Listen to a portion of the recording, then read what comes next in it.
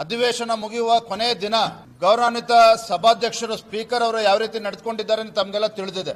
ಭಾರತೀಯ ಜನತಾ ಪಾರ್ಟಿಯ 18 ಶಾಸಕರನ್ನ 6 ತಿಂಗಳ ಕಾಲ ಅಮಾನತು ಮಾಡಿರ್ತಕ್ಕಂಥದ್ದು ಅವತ್ತು ಕೂಡ ಮಾತನಾಡಿದ್ದೇವೆ.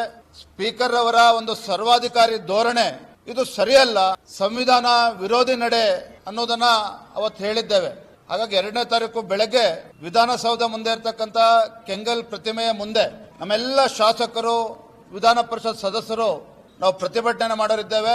ಸ್ಪೀಕರ್ ಅವರಿಗೆ ನಾವೊಂದು ರೆಪ್ರೆಸೆಂಟೇಷನ್ ಕೂಡ ಅವತ್ತು ಕೊಡೋರಿದ್ದೇವೆ. ಯಾಕೆಂತ ಹೇಳಿದ್ರು ಜನರಿಗೆ ಆ ಕ್ಷೇತ್ರ ಮತದಾರರಿಗೆ ಮಾಡಿರ್ತಕ್ಕಂಥ ಅವಮಾನ ಇವತ್ತು ಸ್ಪೀಕರ್ ಅವರ ತೀರ್ಮಾನ. ನಾನು ಈಗ ನಮ್ಮ ವಿರೋಧ ಪಕ್ಷದ ನಾಯಕರು ಕೂಡ ಮಾತನಾಡಿದ್ದೇನೆ, ಮಾನ್ಯ ಆರ್ ಅಶೋಕ್ ಅವರಿಗೆ.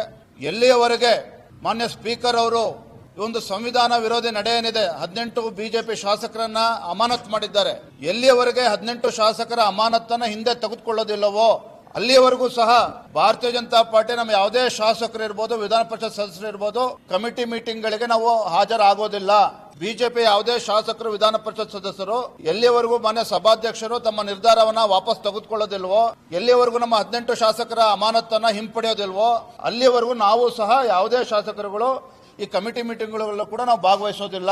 ಈ ಒಂದು ನಿರ್ಧಾರವನ್ನು ಕೂಡ ನಾವು ಮಾಡಿದ್ದೇವೆ. ಏನು ಅಧಿವೇಶನದಲ್ಲಿ ಈ ಒಂದು ಹಿಂದೂ ವಿರೋಧಿ ಕಾಂಗ್ರೆಸ್ ಸರ್ಕಾರ ರಾಜ್ಯದ ಮುಸಲ್ಮಾನರಿಗೆ ಏನು 4% ಸರ್ಕಾರಿ ಕಾಮಗಾರಿಗಳಲ್ಲಿ ಮೀಸಲಾತಿಯನ್ನು ಕೊಟ್ಟಿದ್ದಾರೆ.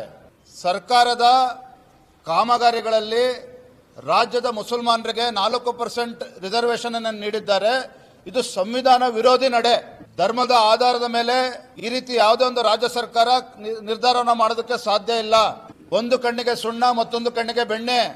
ಇವತ್ತು ಅಲ್ಪಸಂಖ್ಯಾತರನ್ನ ಖುಷಿ ಪಡಿಸಬೇಕು ಅಂತೇಳಿ ಹಿಂದೂಗಳನ್ನ ಅಪಮಾನ ಮಾಡ್ತಕ್ಕಂಥ ಕೆಲಸ ರಾಜ್ಯದ ಕಾಂಗ್ರೆಸ್ ಸರ್ಕಾರ ಏನ್ ಮಾಡ್ತಾ ಇದ್ದಾರೆ, ಇದನ್ನ ಭಾರತೀಯ ಜನತಾ ಪಾರ್ಟಿ ನಾವು ಇದು ವಿರೋಧ ಮಾಡ್ತೇವೆ. 10ನೇ ತಾರೀಕು ನಂತರ ಅಂದ್ರೆ ಏಪ್ರಿಲ್ 10ರ ನಂತರದಲ್ಲಿ ದಿನಾಂಕ ಎಲ್ಲವೂ ಕೂಡ ನಿಗದಿ ಆಗ್ತದೆ. ರಾಜ್ಯದ ಅಧ್ಯಕ್ಷನಾಗಿ ನಾನು, ನಮ್ಮೆಲ್ಲ ವಿರೋಧ ಪಕ್ಷದ ನಾಯಕರು, ಪಕ್ಷದೆಲ್ಲ ಶಾಸಕರು, ವಿಧಾನ ಪರಿಷತ್ ಸದಸ್ಯರು ನಾವೆಲ್ಲರೂ ಸಹ ಏಪ್ರಿಲ್ 10ರ ನಂತರ ಎಲ್ಲಾ ಜಿಲ್ಲೆಗಳ ಪ್ರವಾಸವನ್ನು ಕೂಡ ನಾವು ಹಮ್ಮಿಕೊಳ್ಳೋರಿದ್ದೇವೆ. ಎಲ್ಲಾ ಜಿಲ್ಲೆಗಳಿಗೆ ನಾವು ಪ್ರವಾಸ ಮಾಡ್ತೇವೆ.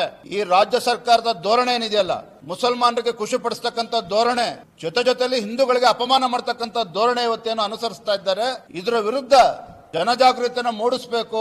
ಈ ನಿಟ್ಟಿನಲ್ಲಿ ನಾವು ಎಲ್ಲಾ ಜಿಲ್ಲಾ ಕೇಂದ್ರಗಳಿಗೆ ಪ್ರವಾಸವನ್ನು ಕೂಡ ನಾವು ಮಾಡೋರಿದ್ದೇವೆ.